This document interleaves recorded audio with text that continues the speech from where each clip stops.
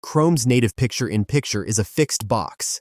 Video Speed Controller Pro pops out a real window. Grab a corner and resize it to anything. No locked aspect, no letterboxing, no size cap. Stretched flat, it still renders subtitles inside the window, which native picture-in-picture never does. Kill the captions when you don't want them, and the frame is clean again.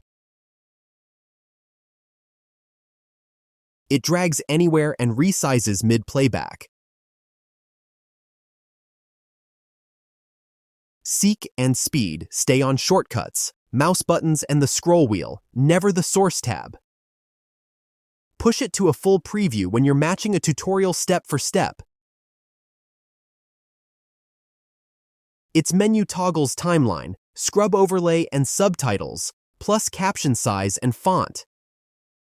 Brightness, contrast, and zoom trimmed, timeline hidden.